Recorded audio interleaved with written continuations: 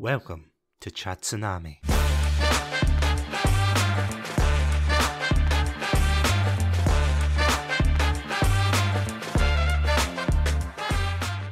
Hello everybody, and welcome to another episode of Satsunami. My name's Satsunami, and joining me today is none other than the fantastic host from the Myth Monsters podcast. It's the one and only Erin. Erin, welcome to Satsunami. Thank you so much. Hello. How are you doing tonight on this very, very hot day, which I think by the time this episode comes out, it'll be a bit cooler, please? Oh, please. I pray. I'm praying. Yes, other than just absolutely roasting alive, the joyous UK heat is, joyous. But otherwise, groovy and very excited to chat. Oh yeah, because you and I were, of course, talking about it before we came on. As you do, as you arrange interviews, of course. Yeah. And throughout the entirety of Eurovision as well. I feel like we were, me, you, and another podcaster, I cannot remember who they were. I think it was Nerdstalgic. The three of us were just like batting off each other throughout Eurovision, which is a uniquely European perspective and take on the one day in May that we have. Oh, God, absolutely. I was watching it with my family and they must have just been like, Satsu, who are you texting? And I'm just like, nope, no time. Gonna put my opinion out there to say that Finland were robbed. They were. I have cha-cha-cha on repeat on a consistent basis. It's just such a jam. And actually, I really liked Austria as well. I thought they were fantastic. And I feel like they were robbed as well. There were so many good ones this year, though. I mean, Belgium, I absolutely loved, just purely because it was very much like a boy band aesthetic. Oh, yeah. I think it was Estonia as well. Who was the piano player? That was Estonia. Yeah, you're right. Estonia? Yeah, she was brilliant as well. But yes, there was just so many great acts. And don't get me wrong, Sweden was great. And I'm saying this for legal reasons in case there's any Swedish listeners being like, oh, don't you come to Stockholm? Don't you show your face round here? It was fine. I think it was fine. But I'm not mad about the fact that potentially it was a little bit hoiked so that they could have the 50th anniversary of ABBA. I'm not mad about it. How could I be? ABBA. I mean, I remember I went to Stockholm once a couple of years ago. I think 2017 was the last time, before the dark times of the 2020s, of course. But I went over with a friend and I remember we were on the bus going somewhere and I kid you not, there was like the ABBA experience or like the ABBA museum. All of these middle-aged people just lined up and I was like, yeah, they know the target audience here. Don't get me wrong, I love a bit of ABBA myself. I'm not yet middle-aged, but I'm getting there. So, yeah, this is a message to future me being like, you just had to say it, didn't you? You just had to date the episode. And to be honest, every time I go into London now, I go past the ABBA Experience Stadium thing with the AI stuff. And every time I'm like, I really should go and see that. But it's just an AI version of them. I don't understand why anyone's going, but I so would go. Do you know, it's weird because last time I was in London, and that was a couple of months ago, funny enough, just for like a holiday, but I was down there and the only experience I saw, and I didn't go in because I was like, what the hell? But it was the Shrek experience. Oh my God, yeah. I've not been, but it looks amazing. Yeah, I've heard good things, and I ran out of time to go see it, but I was like, that looks very, very interesting. The shot is amazing. It's the only bit I've been in because I refused to buy a ticket for it because I'm like, I don't know what this is, and I feel like I would be the only adult there without a child. I went in the store and there's like the most ridiculous things, Shrek mugs, all of this kind of things, and I'm pretty sure there's like a rude section as well where they've got, like typical hen party things. Yeah. They had loads of those, but just like right next to Shrek's face. And I was like, someone in product or something in this store knows exactly what they're doing and what audience they are trying to get involved in this. And I am part of that audience. I wasn't sure whether I believed you, but then I saw his face. Now I'm a believer, Exactly. And the penis pasta is calling to me.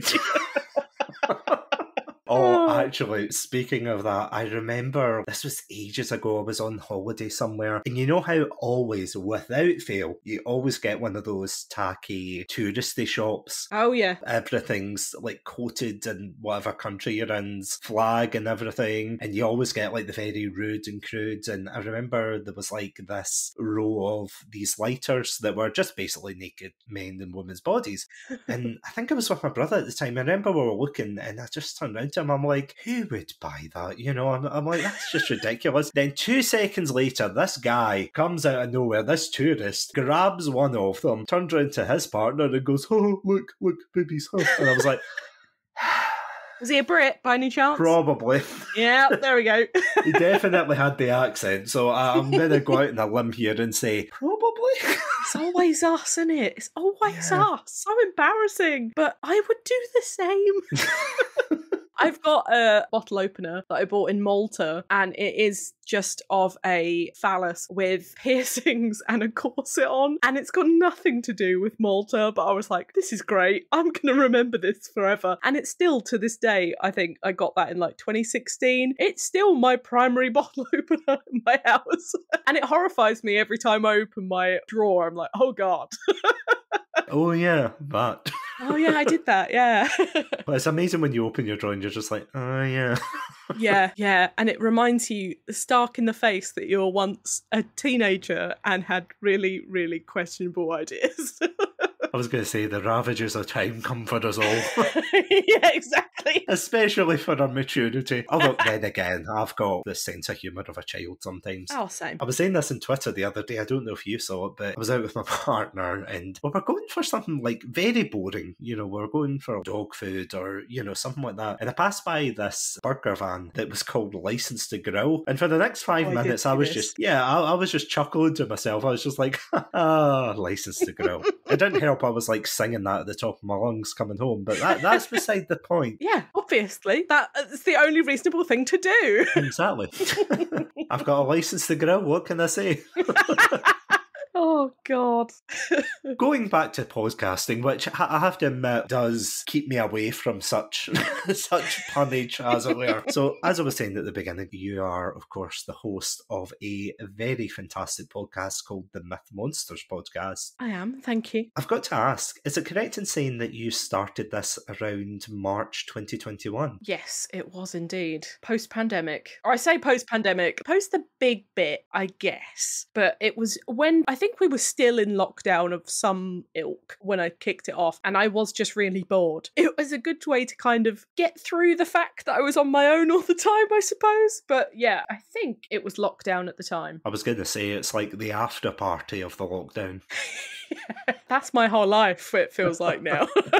Because a lot of creators that I talk to on the podcast usually say that they created or started their work, whether it be streaming or the podcast or things like that, they usually started during the pandemic, which seems to be quite a common thing. I mean, hands up, myself included. I started this in November time, and it was an offshoot of the streaming aspect that I've done. I've got to say, I prefer podcasting because it's just a way you just sit down, you talk about what you want to, and then you just turn off the mic and be like, okay, I'm done. Let's go. Yeah, exactly. And I'm exactly the same. I haven't tried my hand at streaming, but my partner used to be in streaming quite a lot, and it was just not something I wanted, mainly because as well it's live, and I think that freaks me out a lot more. But this is very much, you know, it's a controlled environment, and especially with my stuff, it's very much like I go away, do the research, write up my stuff, and then just read it back to myself. So you've got like a certain amount of control, whilst with streaming, you know, you've got a chat and you've got all of these little bits that aren't controlled by you. You know, this massively makes me sound like a control freak, which I do confirm that I probably am. But I think podcasting is really good for that. Really nice, as you said, being able to turn something off and walk away from it. It's quite nice. I mean, with streaming, you've got so many things to think about. Like, as you said, you've got the chat, you've got random widos in the chat being like, oh, I want to play this game with you, or I want to do this, and you're like, no, go away. You've got the setup itself. Is it going to stream? Is it not? Is it going to be a Russian roulette that day? You've got all these things, whereas really for podcasting, all you really need is Audacity and a microphone, and then that's it. And we both have loads of that, pal. Exactly. We've got it in spades, as it were. We've absolutely got it. Right in the cupboard, you know. Plenty of. Absolutely. But speaking of that, as you said, you script a lot of your episodes. You do a lot of solo episodes. Do you prefer doing it that way? Yes, I think so. I think for me, I think it is that control thing, but I think it's also, I like the concept, and like even to go back to doing something like streaming as well, the idea of being able to put something into the ether and not really have to worry about it, in the sense that I don't live my podcast life waiting for views to happen. If they happen, they happen. If they don't, they don't. And I'm okay with that. And I think with streaming, it's so, you know, if you're sitting there live and you're playing a video game and you're trying to like split your attention between figuring that out as well as figuring out a chat, or like even seeing if there are watchers, I guess, I think that's quite difficult with that kind of thing. And with podcasts, I just find it so much easier. And in terms of doing it solo, I think it was just the easiest thing for me at the time. But over time, I have done a lot of guest spots and it's been a really nice change. I haven't breached into doing guest spots on my own yet, but it's mainly, and I'll be honest, because I don't know how to do the logistics of it. It's pure laziness. That's all it is. And this episode is sponsored by Zencat. No, that's it. I know this exists now, so I'm very much like, oh, this could work. But also, I think, you know, I said to you before we started, I'm a massive chatterbox. And I feel like if I was doing an interview on my side, I would just end up talking for like 90% of it and be like, I'm so sorry. I have given you a platform and I've completely not given you the platform. So, and that's what I'm always conscious of. So it's just not something I've gathered the balls to do yet, but I'm sure it's in the future somewhere. But for the moment, it's nice to be able to like knuckle down, get a script written, record it, and just plop it out to the ether and see what happens. It's worked for me so far, and yeah, I enjoy it. Well, you do a fantastic job at your solo episodes, but I was going to say, if you do have like a guest or a co-host or something, I was going to say, don't introduce them as like monsters. Oh yeah, here's our representative Minotaur this week.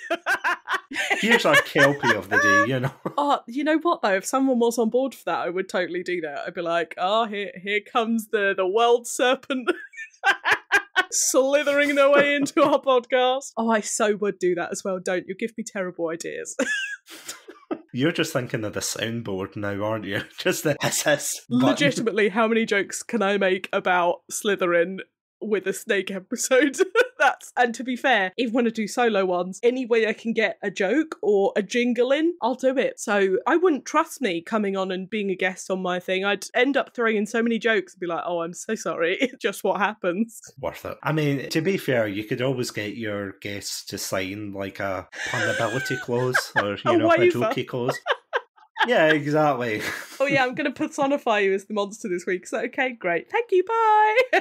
Yeah, thank you. It's like, wait, what? Oh dear. No, but that'll be cool, though, if you ever do. But, I mean, as I said, I'm not just saying it because you're on, and I say this to everyone. It's like, no, just because you're on and I'm talking to you just now. But no, you do an absolutely fantastic job, and you do it in such a bite-sized way as well. You. I mean, it's not like me, I ramble for absolute Britain when it comes to these and, you know, talking about things. And I always say to my friends or co-hosts, I'll be like, this will be a short one, you know. Especially a couple of weeks ago, we filmed one called, I think it was like our Pixar film tier list, and we're like, okay, this will be a very, very short one, you know, we're just going to spend a couple of minutes on these films and, you know, we'll rank them, it'll be fine, you know, it'll be fine. And narrator's note, it was not by any means, because the raw footage, I mean, if you see it or listen to it, it's about an hour 30 Oh odds. gosh. Yeah, but that episode, like the raw footage, was 2.5 hours. Oh my god. So, yeah.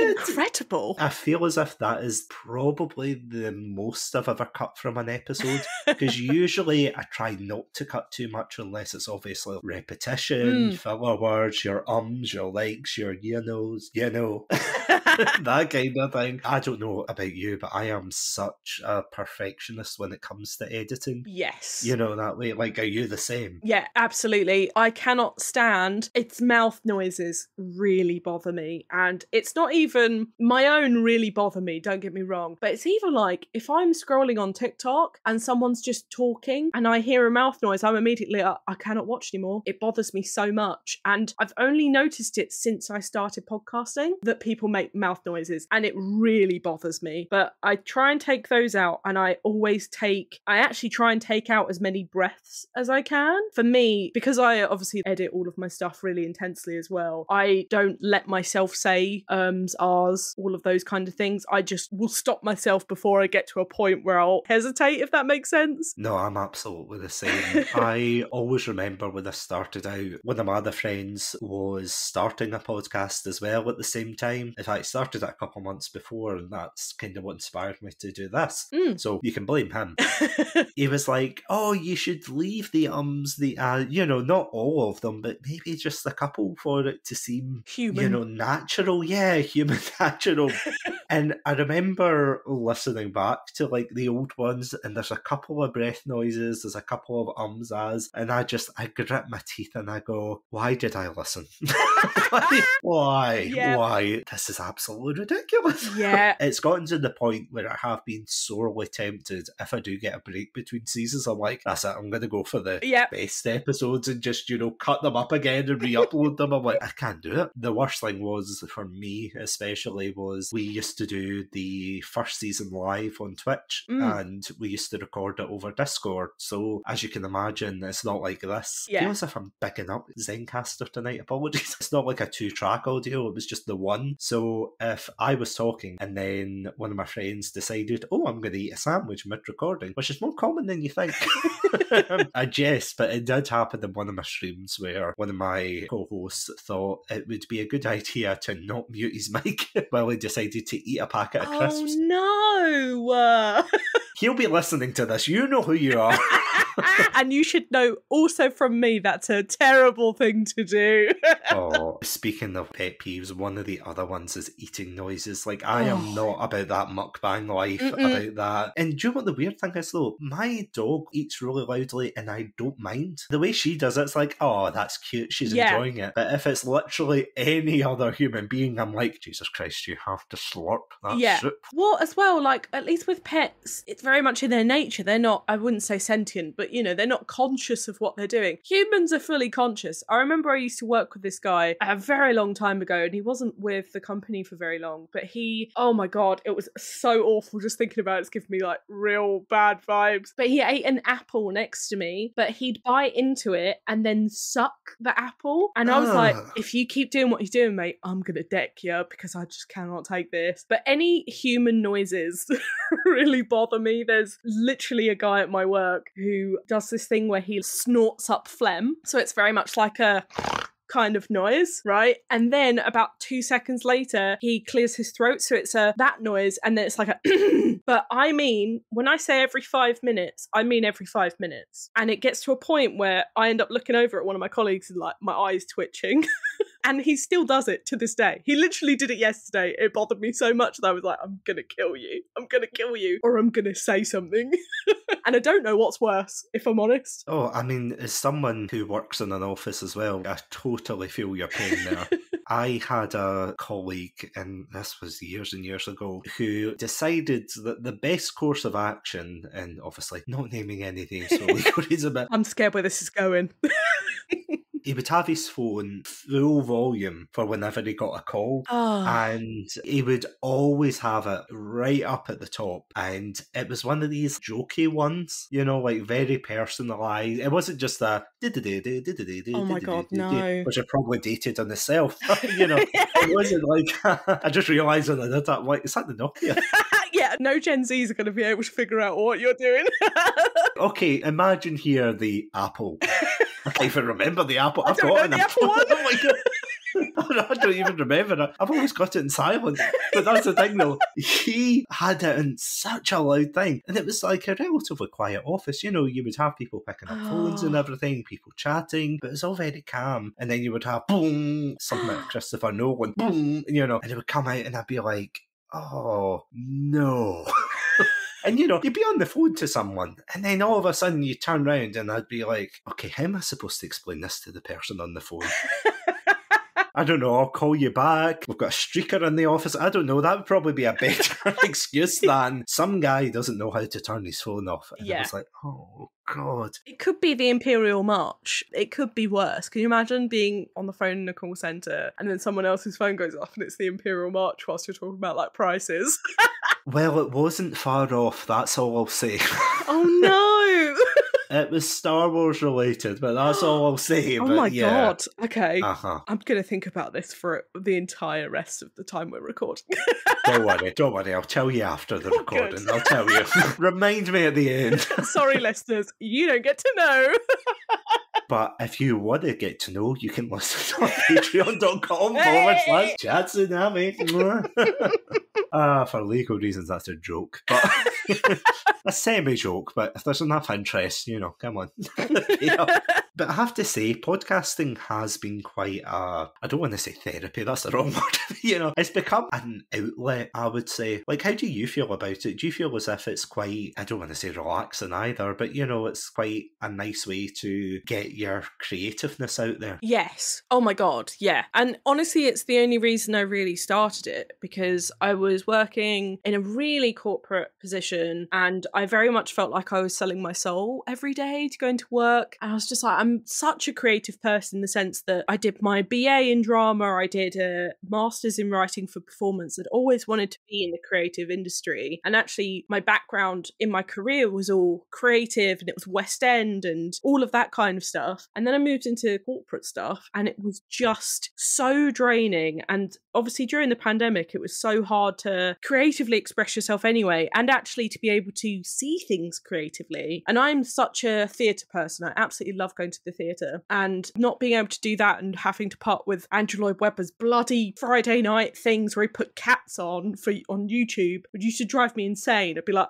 if I have to watch Cats one more time, I'm gonna chop out my own eyes. But I think that for me was just like the perfect outlet. But I ended up writing a book, actually. I wrote a poetry book in February of 2021, and I thought that would last considerably longer than it did in terms of satisfying that. And it just lasted maybe like 2 weeks, and I was like, oh, this really sucks. And I think I ended up getting really into podcasts, which I hadn't before. I was totally very much like, this is all Joe Rogan and I don't want to listen to this. I don't want to listen to people talking. And then I ended up stumbling upon the McElroy brothers from My Brother and Me, and they wrote a book about podcasting, and I was like, I'm going to buy this book just because I like these guys. And the book was so good on how to just generally start and like what gear to get and what expectations to have of podcasting. And I was like, this is great, so I'm going to just try it because why not? And when I was searching for podcasts myself, I was finding that I could never find something that was bite-sized and about specifically the monsters. And I don't care about Hercules. I don't care about Theseus. Well, I do care, but obviously to an extent. I've heard all of their stories a million times, but I didn't know anything about these specific monsters. And I was like, there seems to be like a really intense niche here for something short that I can listen to on like a bike ride, and that is specifically about the actual monsters in these stories, because they're actually the interesting parts of it. And then I just started and realised that every week it was like I was able to write basically an essay, but in such a colloquial, relaxed way that it was just like, oh, okay, I've got it out. And it's like catharsis,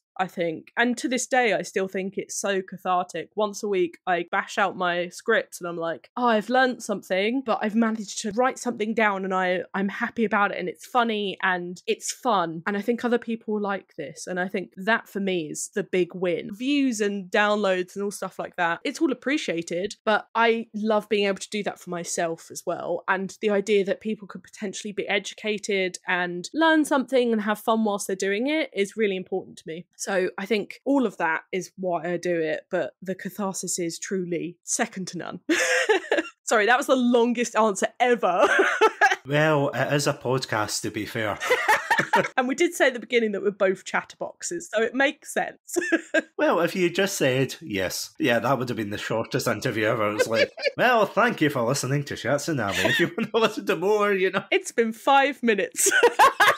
I know, you're getting me sweating now. It's like, oh God. I gotta spin this out for another 10 hours. Oh God.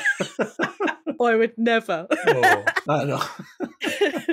But out of curiosity, what got you into, and this is probably going to be a very broad question, so apologies, but what got you into choosing myth and monsters as a topic in particular? Because I know you said that there was a kind of lack of a niche there for this type of podcast, but what is it about myths and monsters in particular that attracted you to the topic? Well, when I was a kid, I loved the idea of fantasy. Like, I've always been really into Lord of the Rings and stuff like that. And I think that when you consume that kind of media, you end up getting exposed to them anyway. But my parents are massive fans of Greek mythology. And so I grew up, instead of being read traditional fairy tales, I was very much fed Hercules and all of these different hero myths. And I think that kind of fed into my obsession into them. And I ended up getting really into books when I was younger and ended up with a massive library of Greek mythology books. And when I was 15, I actually converted to Hellenic paganism, and I've realised what an amazing, firstly, religion that the Greeks had, but also everything to do with it just kind of blew up in my mind in a sense. And since then, it's just kind of been a thing. But I love heroes, and don't get me wrong, I really do. And I love all of the mythology about the gods. And to this day, I'm still thinking about doing potentially a spin-off somewhere and doing like a gods thing, gods and goddesses kind of bite size. I think that would be fun. But it's that aspect of the whole pantheons, and the monsters are the two bits that I absolutely adore about mythology, and the effect that they have on culture and society even now, I think is so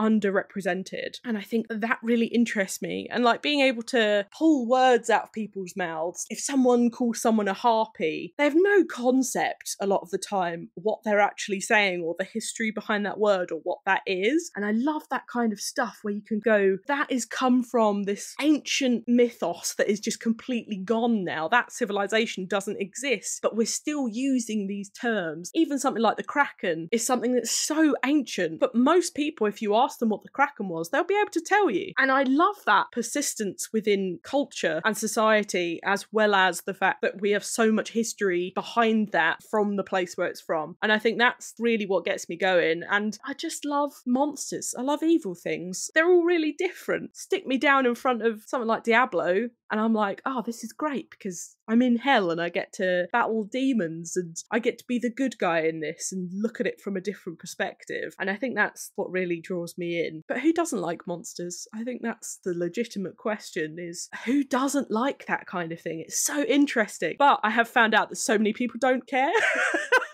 That's been something.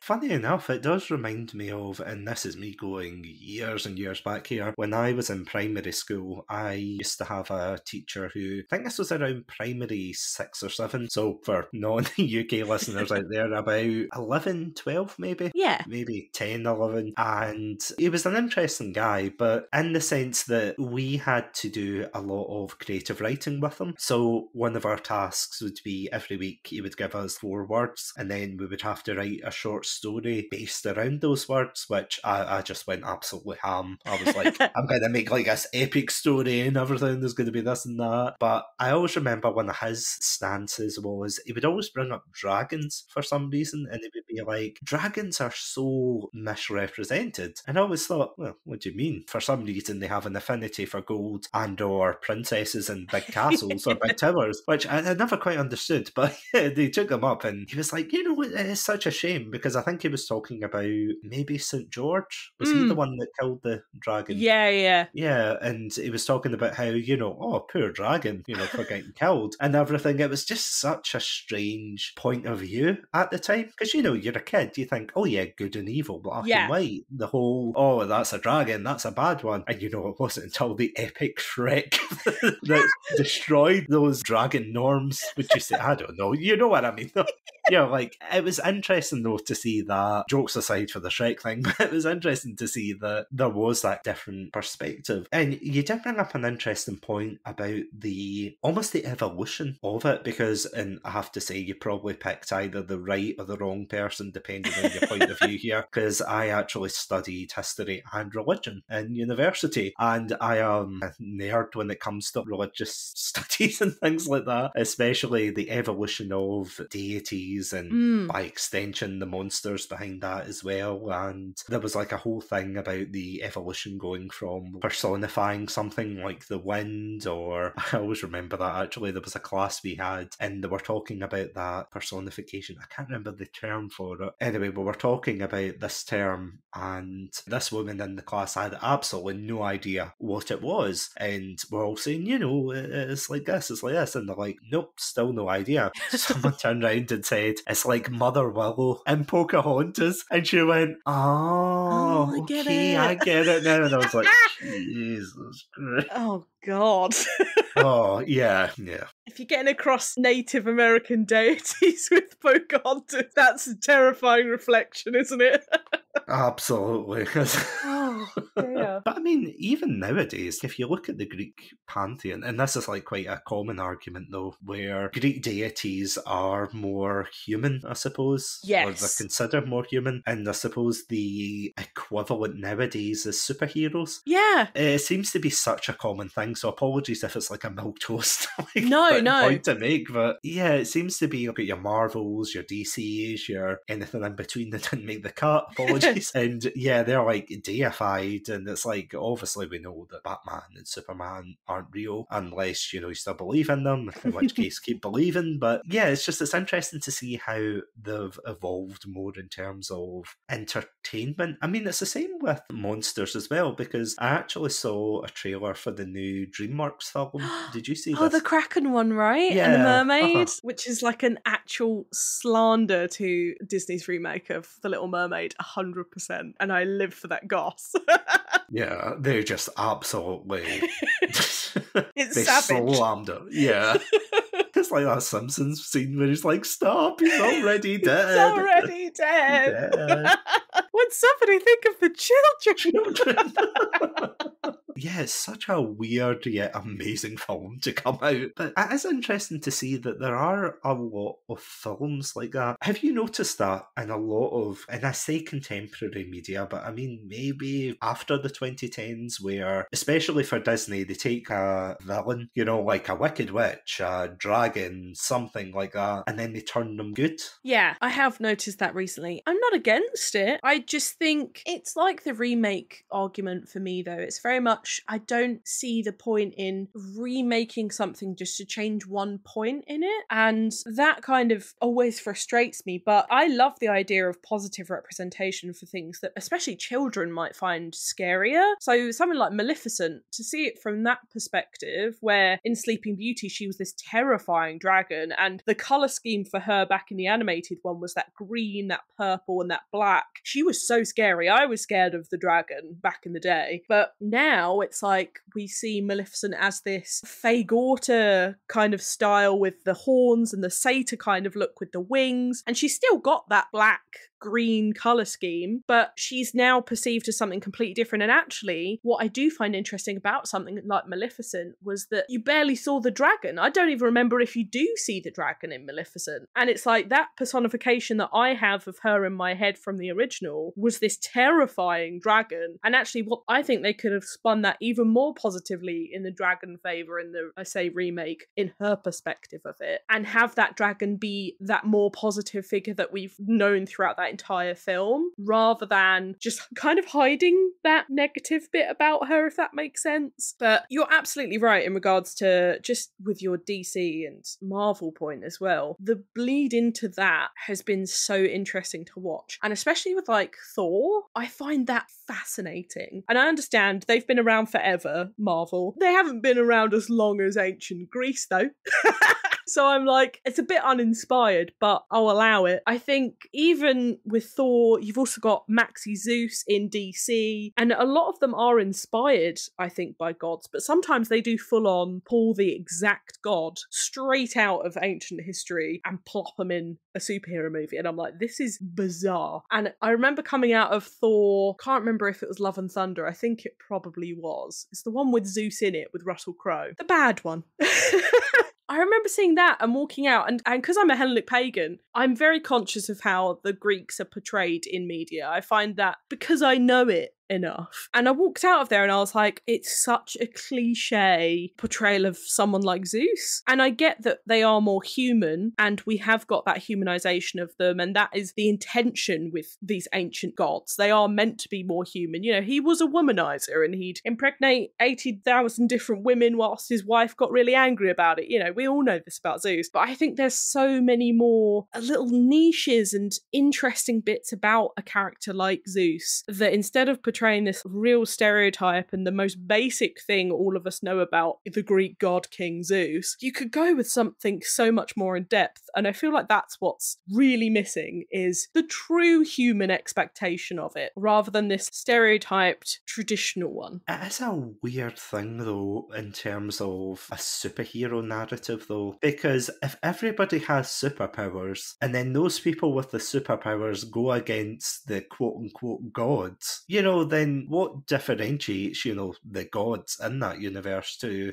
just a regular superhero? And you're kind of like, well, there's nothing special then about the gods. Exactly. And they end up bringing someone like, I mean, Kang is a great example of this, where he's got like almost godlike powers, but we've already seen the introduction of other gods within this mythos. And also they don't really explain, especially in Love and Thunder, that this was so poorly done in the sense that it was like, oh, we're going to throw in a Greek god to go with this Norse one. And I understand it was like this whole gathering of the gods, but I'm like, then why is Zeus up there and not one of the Aztec gods? Why is it so, this is such a weird dichotomy of collection of boys.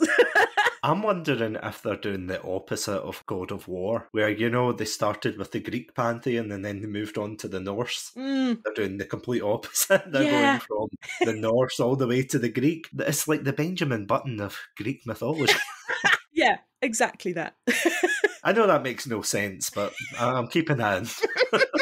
Hey, we get it. It's all good. Yeah, you're right. It seems weird to say that, oh, we've just got this Greek god. And I think maybe, and this is me being very nice towards said director, even though I haven't had nice things to say in the past about him, but I think that maybe it's just because Zeus is recognisable. Yeah, and I think that's the easy thing to do, isn't it? And I love Taika as a character himself. I love what we do in the shadows. I love what he's done in other stuff. I'm quite glad that he's kind of taking a step back from the superhero side now, because I think that's his last one, right? Is Thor? I hope Oh God, so. I hope so. Yeah. So bad.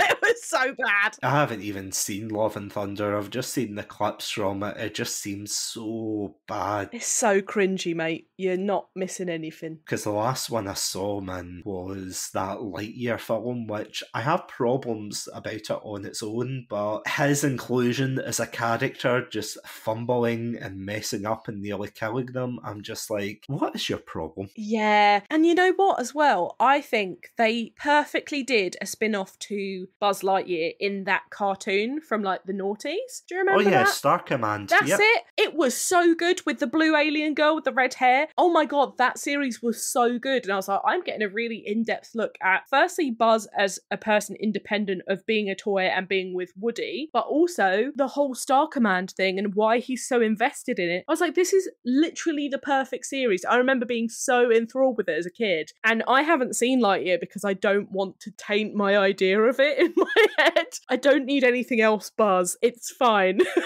This doesn't happen. See, if it was its own thing, genuinely, it would be a good film, but it's the fact that they not only slapped it on Lightyear, but they had the gall and the audacity at the beginning to be like, this is the film Andy watched to get into Buzz Lightyear. And by the end of it, you're like, no, it is the 110% no, there is no way. You cannot convince me, like acting as a man, trying to be like, you cannot convince me that Andy would have watched this and said, I want a Buzz Lightyear, because I wouldn't have. No. If I was a child and saw that film, I would have been like, yeah, it was alright, but...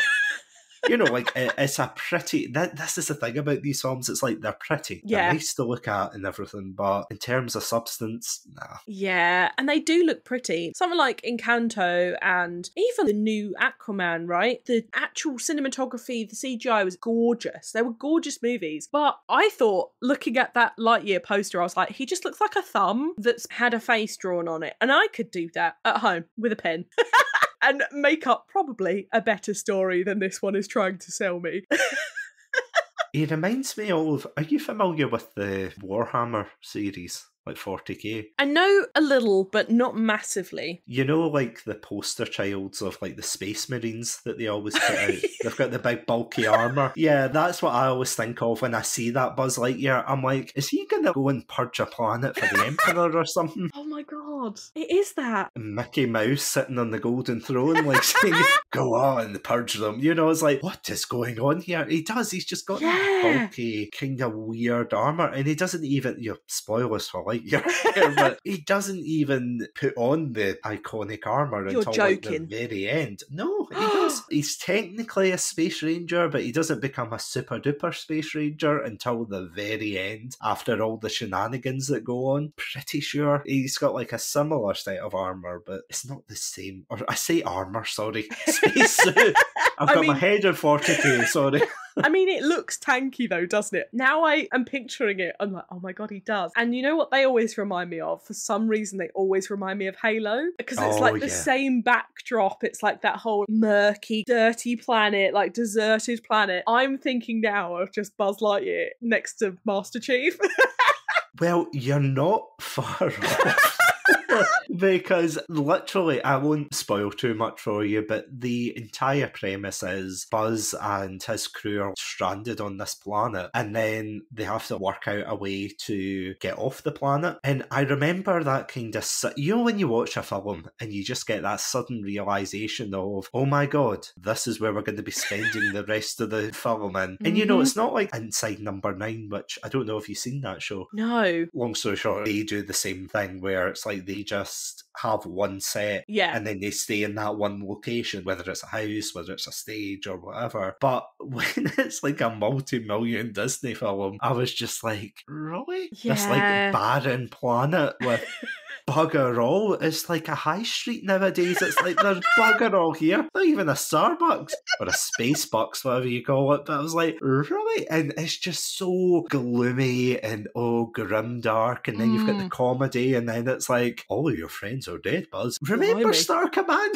Remember it was like very campy, almost 1950s-esque. Yeah. That kind of, I think my friend described it as retro futurism, maybe. You know, like it was the big helmets, big armour and everything. They went around, they had this silly Hornet robot things that came out. But that was the fun of it, you know, that was amazing. And then... Yeah, and look at Zurg, right? He's so camp. He's so action figure back in the, 80s that you would get. That really hard plastic that barely moved, and whenever you moved an arm, it would squeak, and you'd be like, I could just pull this off in like a second. And I think that's what gives it its charm. And if you take that away, what's left? Not much. And as you said, it doesn't feel like there's much, just from how you've described it, I'm like, it doesn't feel like there's much substance here. And I'm exactly the same in the sense that if I'm stuck on a planet, even something like, I love Star Wars, and I really do, but Boba Fett, and I really did like it, but I was like, why are we on Tatooine again? I swear to God. And now every time Mando goes back to Tatooine, I'm like, why are we on Tatooine again? There's nothing here.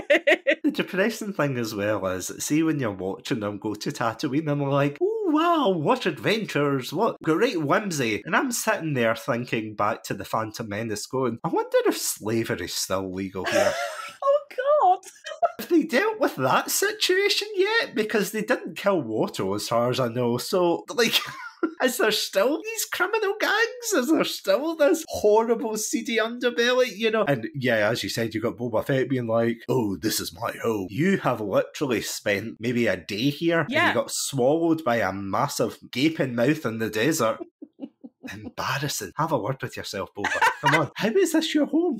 Yeah, and they've never gone back to showing us pod racing properly again. And I'm like, that was probably the most interesting thing about Tatooine, was pod racing, and maybe Mos Eisley. But even Mos Eisley has a limit of how many times I can hear the bloody cantina music without wanting to throw myself off a very dusty cliff. So when are we going to get back to that? That would be great. Or the whole series on pod racing. That would be interesting. I haven't watched Phantom Menace, I think, since I was about 10. And that's it. We're around the same age, so grew up with them, and they're very important. And I will always stand by the fact that I still really like the prequels because I grew up with them. That is the only reason. That is it.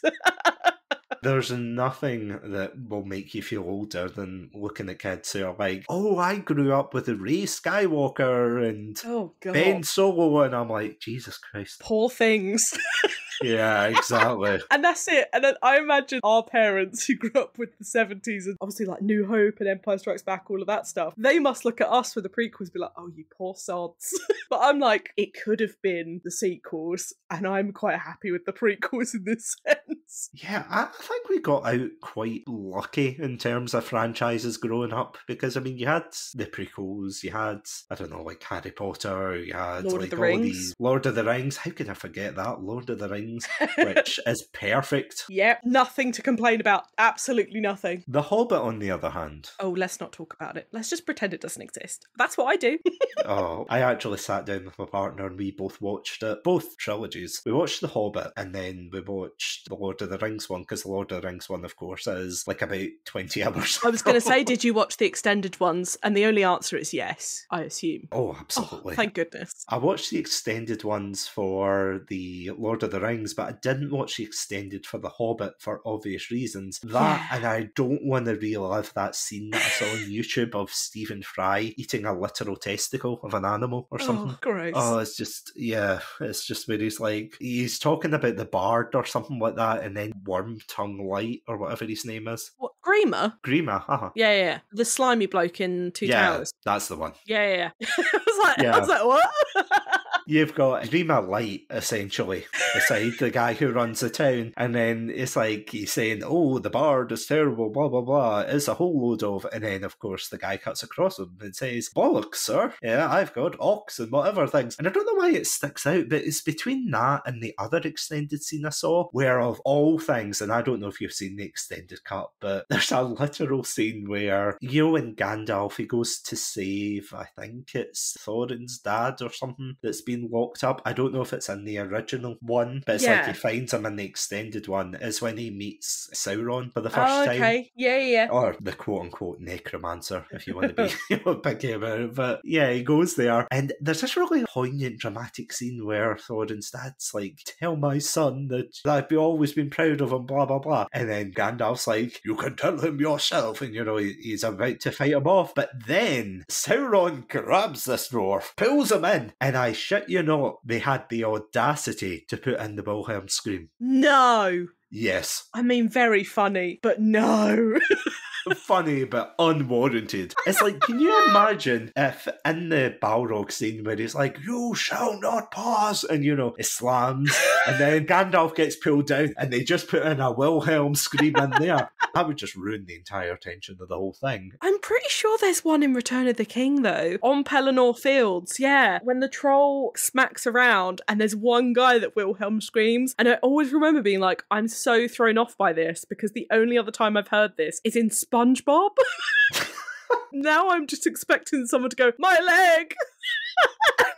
And it never comes, obviously. But I'm just like, this is totally thrown me out. It's such a weird thing to put in. I hate it as well. It's just one of these things that people go, oh ha, the reference. But, I mean, can you imagine them putting the Wilhelm scream in the charge of the Rohirrim? That would just ruin the whole thing. Like, I've seen that scene so many times, and it's just so brilliantly done. Yeah. It's just so amazing. Every time I get emotional watching it. But see if one of those riders fell and you just heard that, Or the berserker who's going into the Great Helm's Deep when he flies off. See, it's horrible, but I would like to see a cut of that. Just, and then just, Oh, man. Looks at my coming in the east. It's just Gandalf doing the Wilhelm scheme. Why it's in films still, I don't know. I know it's the cheeky nod and, oh, look, we're hip and cool with the memes, and it's like, it's not funny.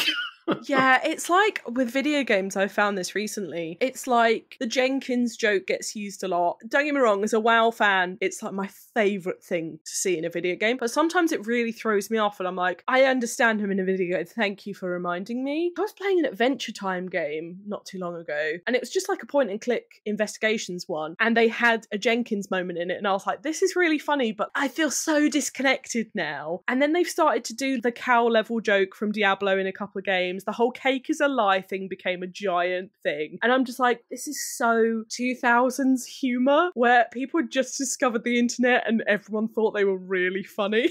We've just not really got over it, 23 years later? God, that makes me feel well old. I don't know. I find it a bit cringe. And the Wilhelm scream is the film version of that. And that's it. As I said, every single time it happens, I just expect to hear that one fish guy scream, "My leg!" You're really bringing back memories about like the cake is a lie and things like that. Yeah. I just remember seeing that everywhere. Everywhere. It was so cringy. The one that I hate, though, I have to say, is and it's the same with movies as well. A lot of horror films seem to do it. Not that I'm a connoisseur of a lot of horror films, I have to say I'm a massive one, but you do get a lot of horror films that try to prod and talk about their own stereotypes, or tropes, rather. Yeah. They talk about their own tropes as if, oh, don't go that way, oh, you're going to get killed. But for games, there's a lot of games like that where it's like, oh, look, it's a big red flashing bit, you should shoot that, ha ha, ha ha. Yeah. Like, that new, what was it called? The Rick and Morty made game. Do you know, I was just thinking that. Yeah. High on Life? Yeah, that's it. The combat was great. I actually really enjoyed the combat. And actually, I liked the concept of the story. But I was like, I'm listening to basically Morty the entire way. And it's just a consistent, oh, you're shooting things out my butt. I'm like, I'm not 5. I'm not 5.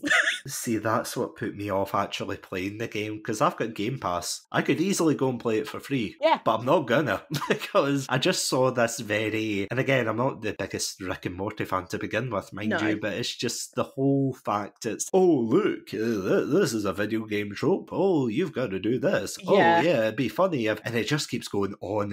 And it's like that one person that you've met in your life that has never had contact with another human being, but plays video games religiously, and they come at you and they say all these jokes like, haha, Mario eats mushrooms. Where does Sonic hide his rings? Oh, Link, he's a funny guy. I have heard these jokes since the dawn of time. Like, you know the scene in Narnia where it's Aslan like, don't speak these words, witch. Yeah. I was there when they were written. You know, that's exactly how I feel now. And we're not even that old, but like that is how it feels when you see a lot of these people. Oh God, speaking of that, actually, I saw a terrible tweet on Twitter the other day where someone had put like a tweet out, or I think it was on TikTok or something, where they were saying how they used to hide their DS console under the pillow and everything. And all the comments were like, what's a DS? Lol, what's a DS? Skull face. Oh my God, I hide my phone under there. This was the icing. This one. I think you actually mean a 3DS? God help them if they discover the Game Boy. That will blow their minds. Oh man, original Game Boy. I had a Game Boy Advance, which I loved because my cousin had a normal Game Boy and my parents were like, no, Charlie's got one, you can just borrow his. I was like, nah, like I want my own. And they bought me a Game Boy Advance, and it was the silver one with the tribal tattoo pattern on the top. Do you remember those? Mm-hmm. And I was obsessed with the weirdest thing. I loved the Shrek 2 Game Boy Advance game. It was really hard. And it was like impossible to beat. And I was so obsessed with it. And I remember in like 2004, I remember my parents went to Vegas and my nan was looking after us, and she would come upstairs and I would be doing exactly that. And I'd have the sound down just a tiny bit. And it had this like really weird soundtrack. And my nan had tuned her ears to the sound of this game. And I just remember her like ripping the covers off me and be like, put it away. I do think it's a real naughties experience. I really do. And I'm sad that they don't know what a normal DS is. That makes me really sad. Nintendogs. Brain training. Oh my God, yes. And have you seen that they did one for the Switch, but it's not called brain training anymore? What's it called? I don't remember. It's like it's not brain training, and it really wound me up. It's like something like Big Brain Academy. That's what it's called. It's like that meme, doesn't it? Big brain move. It's not like, you know, you had the little floating head of the guy and you'd do the sums and you'd like pull all the numbers together and all that kind of thing. It's not like that at all anymore, mate. That always wound me up whenever I wrote a number and it never registered. It was like, you put in the 4 and, oh yeah, that's a 6. I'm like, in what world is that a 6? Or if you did just normal 7s without the dash in the middle, it would never read it as a 7. And so I ended up, over time, changing my 7s to be the ones with the dashes through just because of brain training. Isn't that ridiculous? Well, no, I'll give you one better. I always remember, I can't remember where it was. It must have been in school where I would do, you know, the 4s joined up. But a lot of people seem to do them almost like a mini, I don't know, fork, trident. You know, it's like the 2 4s sticking up. It's hard to explain on audio only. But, you know, it was like they did it that way. And then they look at mine as if, oh, you do it that way. You should be doing it this way. And, you know, they do the stupid, I mean, they would do the 2s that were loopy. Oh, yeah. Or the ands that were like the... Oh, the ampersands, yeah. Yeah, and I was like, oh no, this is ugly. Yeah, I still do the ampersands and I still think, no! Jesus, this is... Not always. Only in an official capacity. That, of course, being and milk. Okay, there's my shopping list done. I feel fancy. That's my fancy day. You know, give yourself government a wee treat. documents. Milk, bread, and yeah. Here's my passport number. And my passport number, thank you. Oh dear. But one last story I have to say about the Game Boy. I remember a couple of years ago, I went to Glasgow for a Comic-Con and I went up to this stall and they were selling all of these consoles. Oh, right. So, you know, you had ones that we grew up with, mind you, but any younger people would be like, what's that? What's a Dreamcast? What's a GameCube? N64. Yeah, N64, yep. I'm actually looking at the one I've got up there. Jealous. I used to have a Pikachu one that was limited edition. Oh, that's so good. Gorgeous. And it had the little switches were Pokeballs and it was just the nice, and it was blue and then had Pikachu on it. It was so cool. I was gutted when I broke up with my ex and I let him have it and I regret it every day. You've got to get a crowdfund going. Yeah. Let's buy another N64. I think I got it from like CEX for like 85 quid and I was absolutely chuffed with it. Came in the box. And this was in 2018, something like that. So it was pretty old. And then I remember us buying GoldenEye and being like, this is the best thing I've ever done. Sorry, you were talking about your... No. Comic-Con. Okay. I went up just to have a gander, and I have to say I was sorely tempted by a few of them, but I thought, no. Steady your wavering hand over my wallet. I'm like, steady.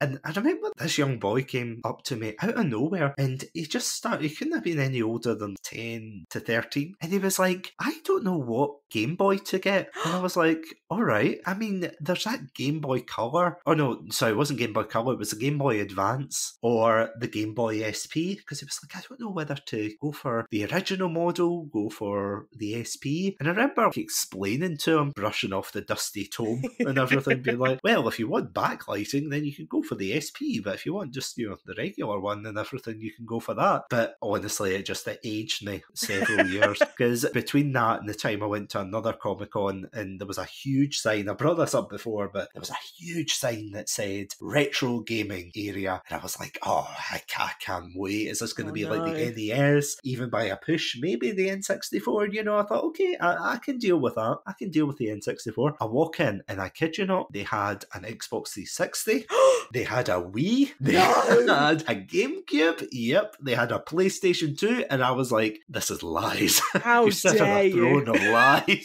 Yeah, it was awful. I was nearly in tears. How can this be retro? Yeah, like, I'm sorry, but I remember the Wii coming out, what was it, 2007? I was 11 in 2007. And I remember as well, and I don't know if you remember this, when they came out, they were like impossible to get that Christmas. Do you remember? It was awful. And I remember my dad driving us around all the Argoses in Essex, literally all of them, and being like, have you got a Wii? Please say you've got a Wii. And I think we ended up somewhere in Kent finding like the last one. And it was like a week before Christmas. And it was the biggest day trip I've ever had with my dad, just driving around Essex Argos branches, scoring through the catalogue, because, you know, they don't have those anymore. That's retro too. And the little pencils, just churning through those and trying to find a Wii that year for Christmas was a nightmare. And then in comparison, when the Wii U came out, which I will have no slander against the Wii U, I think is a great console, but no one was interested in it. And it was just like, eh. Yeah, I have to admit, I would say I'm a pretty big gamer, but in terms of the Wii U,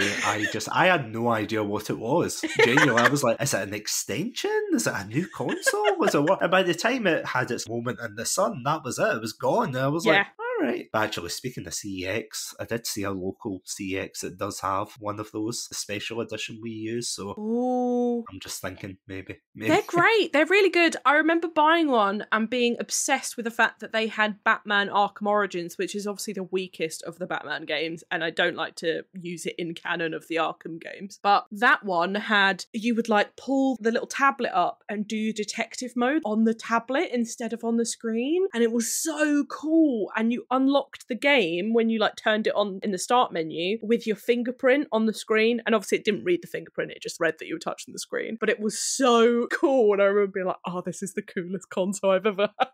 You're not wrong, to be fair. It was sick.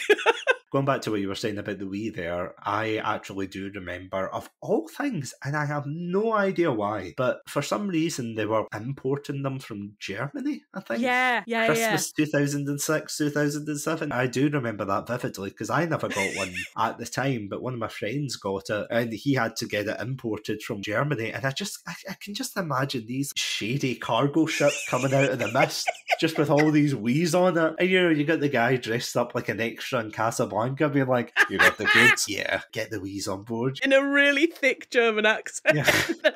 For legal reasons, I'm not going to attempt that. Maybe off recording, but no. And if you want to get that, sign up to the Patreon. Exactly. See, this is the content you guys are missing out on. Oh, gosh. Yeah, they were crazy times, the noughties. I do miss them. Oh, you and me both, to be fair. You and me both. Simpler times, my friend. This is going to age me up as well. And I keep saying this in episodes. I really should stop. I'm not that old. I've just crossed the threshold into the 30s, so I'm not that old. But I always remember scrolling through TikTok, and I'm going to be honest, I hate using TikTok. I know it's a thing that people need to use to like promote the podcast and everything, but I don't like it. I'm too old for it, you know. My hips going, I can't dance the way I used to, you know. Not that I do that content, but the fact is, I've seen a lot of weird videos, or rather weird comments of these kids who are Gen Z or Gen something. And you know, they're like, oh, I don't like millennials. Oh, this is such a millennial thing to do. And I'm like, whoa. When did our name become an adjective here? Come on. What is going on here? But apparently so. Yeah, we are a target of scorn amongst the younger generations. Wonderful. Absolutely. Yeah. Add that to the pile of things I have to worry about. Oh, don't. I remember when they were talking about that skinny jeans were like relics. And I was like, I've never not worn a pair of skinny jeans. I don't think I'll ever not wear skinny jeans. I'm sorry, I'm not wearing flares. You'll have to kill me first. But it's stuff like that, and like, and the emo fringe. They were like going off about the emo fringe. I was like, you weren't there, man. You weren't there during My Chemical Romance's heyday. And I remember seeing a guy who went into HMV for some reason not too long ago, because we still have one where I am, which is mad. And a kid picked up a Black Parade album, and I was like, truly that Narnia moment. I was there when it was written. I saw them during Danger Days, and I remember all of this. I remember crying when Gerard Way announced that he was having a baby, because I was so in love with him in 2008, being absolutely devastated. And then when MCR broke up in, what was it, 2013, I remember being absolutely devastated. And I was like, no one will ever understand the emo thing unless they were there. That was such a end of noughties 2010s era was emo, and I feel like that one will just be lost forever. Even grunge is making a comeback. I feel like emo just never will.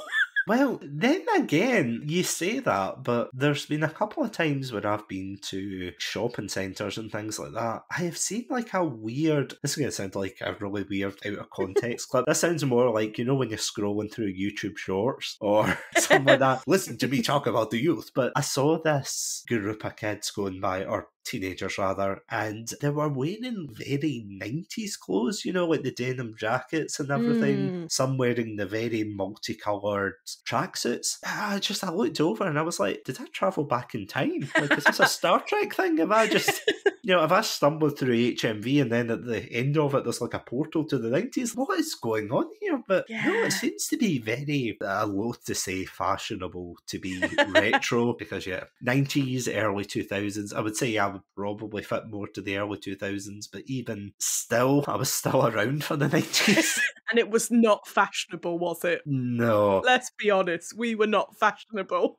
To be fair, it was better than the 80s. I'll give it that. Yeah, that's also true. That's also true. I mean, how they thought they'd get away with those big shoulder pads. Why was that a look? Why would you want shoulder pads? I've never understood this. Unless you're a rugby player, I don't get it. My sister she's 20 and she's really into the hippie look. And she is obsessed with the 70s dress. And I'm just like, I don't know how this has come back and how you've gotten into it. And she's the only one in like her friend group who dresses this way. And I'm like, how has this happened? And considering it's not a fad and it's not something that's come back, you just kind of picked it up. And I respect it, but I'm also like, I'm slightly terrified of you.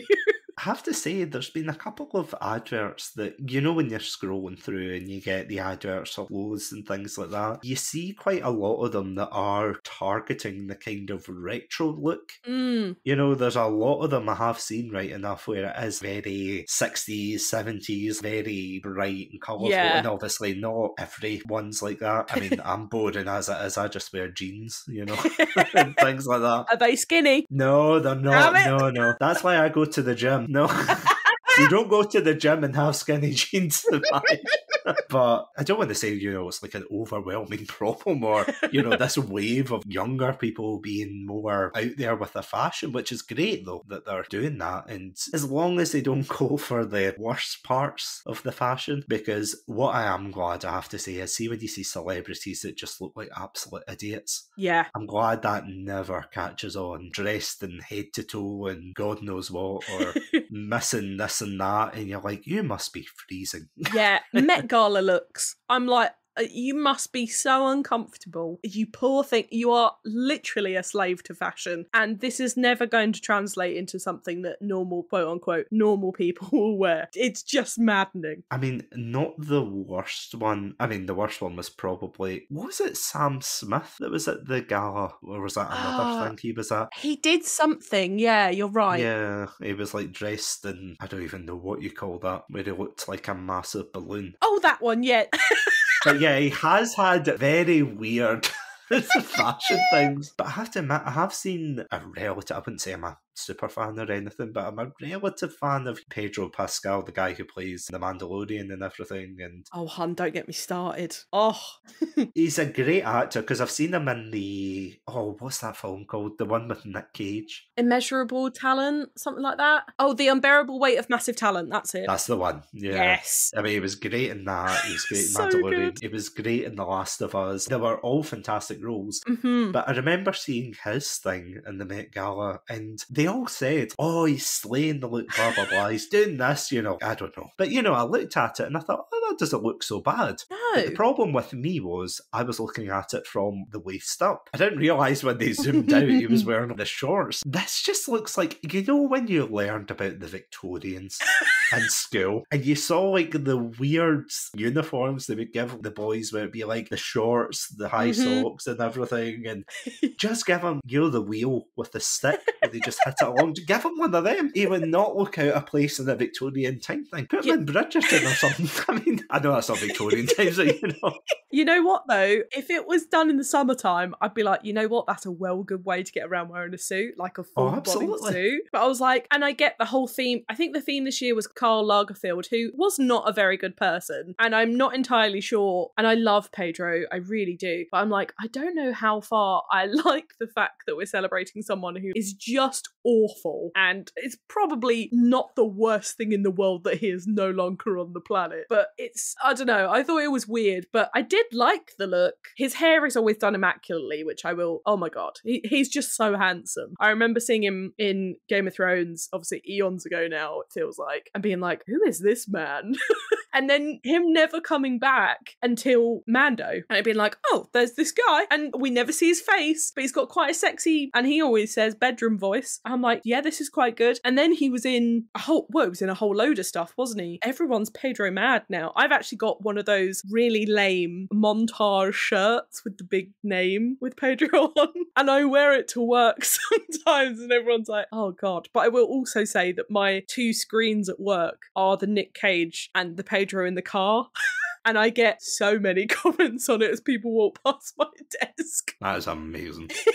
Took me ages to figure out how to, considering I'm in tech, took me ages to figure out how to split the two screens into two different screensavers. And when I did, I was like, this is the best thing I've ever done and the best time I've ever wasted.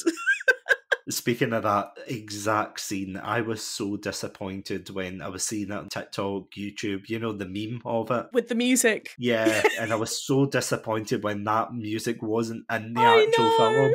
But I remember, of all things, my partner and I were in a Waterstones, and we're just looking at books, and then that exact song came on.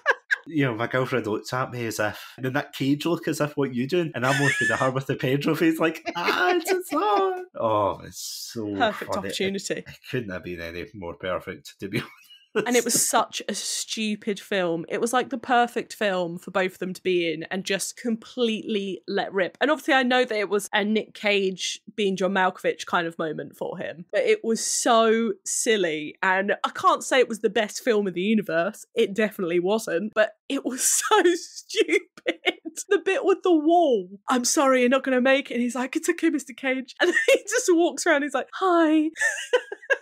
And they're just off their nut on LSD as well. I feel as if that's the second film recently with Nick Cage that I've absolutely adored, because the other one being that Willy's Wonderland. I thought you were going to say Renfield with Nicholas Hoult. No, I haven't seen that one I yet. haven't either, but I've heard really good things. But no, this one's about, people keep comparing it to Five Nights at Freddy's. Because it's literally Nick Cage is just, he breaks down in this town and the townsfolk trick him into, they say, we'll fix your car for you for free if you clean out this Chuck E. Cheese-esque. Because we don't really have these animatronic restaurants in the UK, do we? No, and I don't think we've ever had anything like that. And even like our theme parks, like even the crap ones on like the seafront, I don't really remember us ever having anything like that. Even like somewhere like Blackpool, I can't think of animatronics being a big thing over here. But apparently they're massive in like Australia as well. But they freak me out. And actually the worst ones is the underwater ones. They really scare me. They really, really scare me. I think it's called submanicophobia, something like that. They proper scare me. And even like the Jaws ride at Universal, where obviously the shark would come up and like, wow, because if you fall in, that's all you see. No, thank you. Absolutely not. No, I think I'll pass on that as well. Yeah. I'll use it. But yeah, it's essentially just him fighting off these, just these animatronic horrors. But it is so over the top. It is brilliant. You've got other characters like, you know, the cannon fodder teens that break in and, they're going to do this. And, they get picked off one by one. And Nick Cage is just going to town beating up these machines. I think it's still on Amazon Prime. I could be wrong. I'm going to have to watch that because I love the whole... I've never played Five Nights at Freddy's because it freaks me out, but I love the lore and I've read up about it like nobody's business and I'm so excited for that movie. I'm so excited. And especially, I can't think of his bloody name, Shaggy in Scooby-Doo. That guy is playing like the main antagonist and I'm like, this is going to be so good. And I think it's Josh Hutchinson from the Hunger Games is playing the main guy and I think it's going to be so cool. But we've learned our lesson with video game films over the years and I think Mario is probably the maybe 3-time exception to the this is okay for a video game movie. We've had a somewhat renaissance for them. Like you had Detective Pikachu, which wasn't too bad. Yeah. The Sonic films were pretty good. And now you've had the Mario one. Oh, they are so good. They're so stupid. Jim Carrey's perfect for that as well. I love him in them. I have to admit, when I went to see them, I was probably one of the, except for the parents, probably the oldest one there, just sitting there being like, oh yes, just me and my girlfriend going on a night out, don't mind us, yeah. I did exactly the same thing with my partner. We went and we were the only adults there. It was really embarrassing, but we were so into it. It was so funny because I was sitting beside this mum and their son. There was this scene where I think either Sonic or I think Eggman, sorry, he flosses, and then the wee boy got up and he started just flossing in the middle of the thing, and you could feel the embarrassment from the Oh. mum. She just was like, sit down. And I was like, oh my god, that is so funny. I absolutely love them though. I think it's good now that we're getting better video game films rather than what we've had in the past with your Street Fighters. I do enjoy Street Fighter, but not in the way of, oh, it's a faithful adaptation, Yeah. That's at least goofy fun, but you've got your Alone in the Darks, your Blood Rain, your Resident Evil. Yeah. Silent Hill, that's a strange one. It's a source of contention, isn't it? It's like, The first one, they went all out and they were like, oh, we're going to make this like a gritty, weird horror. But then for the second one, just out of curiosity, I watched it. It was amazingly bizarre. oh God. It's like, hey, how can we make Pyramid Head more terrifying? Let's get him into this duel with the main monster of this film. It's like, Pyramid Head. You're going to get him into a sword fight with another monster. Yeah. I've definitely watched one of them, and annoyingly, and this is so ridiculous, I watched it at a tattoo parlour whilst being tattooed. And I was like, this is the worst thing to put on while someone's getting tattooed, because if I jump, I'm screwed. I'm going to end up with a really weird thing going on. And it was the one with the nurses, so I don't know which one that is, but it was all over the place. I was like, what is going on in this movie? I know there's like a scene in the second one, because I'm pretty sure Kit Harington, of all people, is in the second one. Yeah. Oh God, it must have been. That was a strange one. What annoys me, again, I'm not really a big Silent Hill fan. I'm one of these people that I watch the videos about it on YouTube and I'm like, oh, this lore is really interesting, but I'm too much of a wimp to like go out and actually play it. I'm the same. Yeah, I remember watching it, and it's just how over the top, I'm using this very nicely, the nurses were, and I'm looking at the designs of them and I'm thinking, I think that they got the wrong impression of every single monster, including these, where it's like, in what world is sexy asylum chic on the bingo card? Oh, we want you to be this nurse with no face, and oh, you're going to stab them with the needles and everything, and you're going to twitch horribly. And your baps are out. But your baps are out, yeah, we got to get that. And you've got stockings and garters on. Oh yeah, like any asylum nurse apart from in America. Although I have to admit, something that I did laugh at was when I was watching it as part of research for an episode that hopefully will come one day, because I watched it for researching an episode and then we never got round to recording it. So I was like, I hope to God that we do get round to it, because I have so much to say. But I remember listening to it and they were saying, oh, Silent Hill. And they took the mystery completely out of it when they said, located in West Virginia. Oh, for God's sake. Yeah, so it's like the only two things I know about West Virginia is, well, Silent Hill and Country Roads. Yeah. So they're going into Silent Hill and all you can hear is Country Road, take me home. I'm thinking, what was your thinking?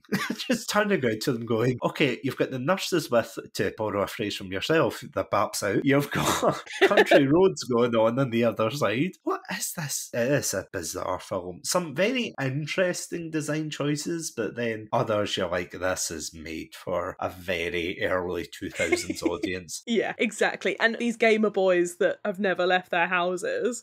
Much like Silent Hill, they're trapped in their own basement of despair and woe. The only thing is the poster of said nurses, of course, but it's like, oh, I see you're a Silent Hill fan, and they're like, Silent Hill fan? I just love nurses with no faces.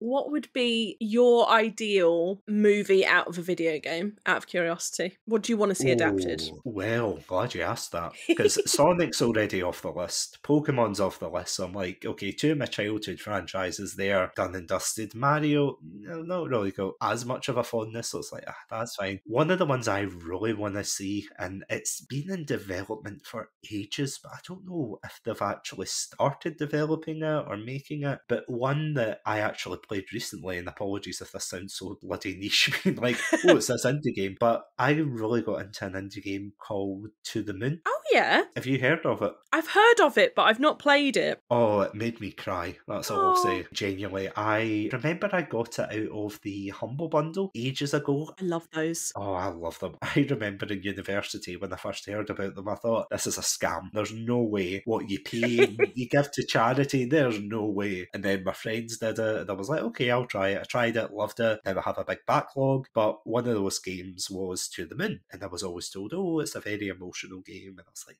yeah, sure it is. And of course, it wasn't until maybe the start of the year, if not last year, that I started playing it. And then I loved it so much that I just went out and bought the other sequels. I was like, no, I gotta play these because it tore my heart out, and just like put it back in gently. I was like, this is so beautiful. And I was so glad that I played it now as more of an adult rather than back then, because I think if I played it then in university, I wouldn't have appreciated it as much. But by the time you get to the end, you're just like, it's so beautiful.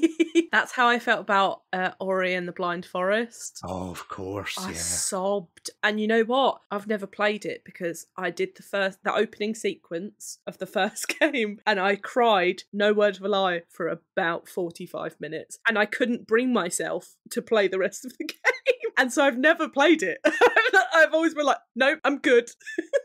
Oh, I know. When a game gets you like that, it catches you off guard completely. I mean, the only other one that happened to, other than the sequels, I mean, that got me as well, and there's been a few others, but I mean, even Gears of War 3, I remember one of the characters in that got killed off, and the way they did it, for a game about big muscly men shooting aliens, that just got me. I was like, oh my god, how manly tears, just like, ooh. But I've got no shame to say that To the Moon, I was just sobbing. It's just such a beautiful game. And I would love to see that as a film or as an adaptation. It'd be so fascinating to see how they did it. But they've been saying it for ages that they are going to do it. And I don't know if they're going to do a CGI one or if they're going to do it live action, because it's not too over the top that they could do it in live action. But yeah, no, that would definitely be mine. But what about yourself, though? There are two. So one, the same as you, I think it's been in development forever, but it's BioShock. I think BioShock could make an amazing, not movie, but a series would be really, really cool. Using that world, oh my god, could you imagine Rapture on the big screen? Oh, so that and Edith Finch. Yes, absolutely. Imagine. Because that's already practically point and click. It's a walking simulator of some kind. But the story in that is so gorgeous. I remember I only played it semi-recently and I didn't cry, but I was like, this is so emotionally driven and so well written. And all of the different stories of her family members, you're like, this is such a gorgeous piece of storytelling that this could perfectly be. You could take it as it is and pop it on the screen. It's such a gorgeous game. It would be those two. Oh no, Edith Finch is fantastic. I always remember one of my friends had said for an episode, oh, do you want to do Edith Finch? And I was like, oh, yeah, sure, I guess. And I knew nothing about Edith Finch. I went in completely blind. I just knew it was more of a walking simulator. Yeah. And I was like, right, okay, fair enough, which I feel as if the older I get, the more inclined I'm playing games like that. Me too. I mean, I'm playing that, as I said, To the Moon, Finding Paradise, and Poster Factory. They're kind of part of the same one. Coffee Talk, love that. You literally just make someone a coffee and listen to their day. It's, you know, that joke in The Simpsons where it's like Martin Prince is playing, I don't know what he's playing this game where two guys are talking and there's like an option in the game to tell you more, and he just pushes the control up and he's like, tell me more.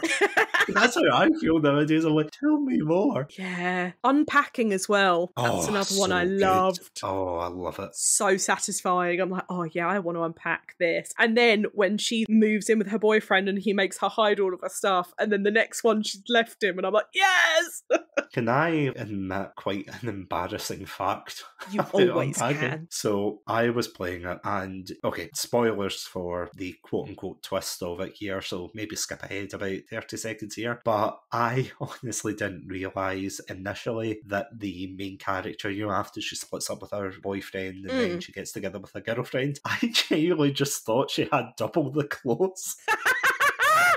initially I was like, my God, how many pairs of pants do you have? Why am I packing so much? And then I realised when there's the couple stuff, I was like, oh, she's got a girlfriend. Oh, that makes so much more sense. She's not a hoarder. Oh, okay. I'm sorry, who folds their underwear like that? Not me. Who folds underwear? Who doesn't just chuck them in a drawer and go, yeah, I'll just like ruffle through them? Shirts and stuff, I get it. But pants? I'm sorry. What is wrong with you?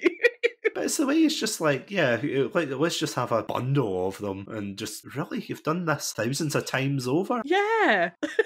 And the amount, oh my God, the amount of times where something was slightly out of place and it kept flagging up, and I was like, I don't care if your salt shaker's on the ground. I want to move on with the story. No, you have to put it in a normal place. Well, I'm sure someone in the world has it. It's the university degree where you've moved in with the boyfriend and it makes you put it under the bed. I was like, oh my, because I went, and I distinctly remember this, I put it in the bathroom, like above the toilet, because there was like a really nice little space for a photo or something. I was like, that looks nice. And it just would not let me move on. And I was like, what is causing this? Went to the bathroom and it was like flagged. And I was like, oh, okay, I guess I'll put it on the wall in the bedroom. It was like, nope, on the bed, nope, nothing. And I was like, oh my God, you want me to put it under there? Oh my God, how awful.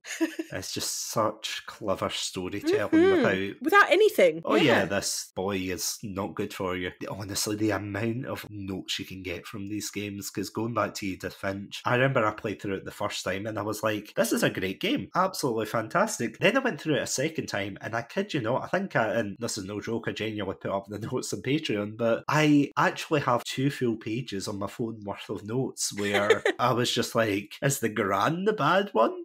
You know, why has she got all of these tree trunks that have been cut up? You know, is she like preemptively wanting to paint them? What's the symbolism behind, I think it's Walter, the one who lives underneath? Yes. His grave, you know how it's like his grave, he's got a statue of himself looking out to the sun, and on the one hand you can see that as he's accepting his peace and everything, but on the other hand I was saying to my friend, well, does that also mean that that symbolises he's always trapped on that particular place? He can never leave the house, both in death and in life and everything. And there was just so much of that. I was scanning everything, you know, I was just like, there's going to be a clue, you know. I was even scanning, I think it's Lewis, his game console is very much related to Alice in Wonderland, and you know, the whole idea of him imagining all these fantastical scenarios, which, spoilers, turns out very less fantastical by the end of it. And it's a beautiful game. It's just, apologies, I could talk about it for ages. Yeah, so could I. Oh, it's just such a good game. I was always convinced as well that the monster was going to come back, because you start with that monster and it is scary, like the concept of it and the way she narrates it is really scary. And then obviously you've then got the sister, the older one with the Halloween strip. Barbara. Is it? Yeah, and I was like, this all seems to be like there's a monster in the house. And then there's Walter, who's dreaming about it and obviously saw the younger sister get taken in with it. I was like, this monster's going to come back. And the whole game, I was really on edge. I was like, this monster's going to get me. And you're walking through like a silent house. You're like, no, thank you. I mean, I suppose it's like, have you ever played Dear Esther? No. I think it started out as a mod for Half-Life. Maybe it's like the same engine, but literally it's a literal walking simulator. You walk from house to house and it has got a creepy vibe. But I think bar maybe one jump scare, nothing happens. Yeah. You know, you just kind of sit there and you're like, oh, I'm walking across the aisles that look very similar to Scotland or Ireland. I could go out and do this myself. Why am I bothering with this game? Exactly. But on that note, I feel as if that's a fantastic place to leave off, mind you. That...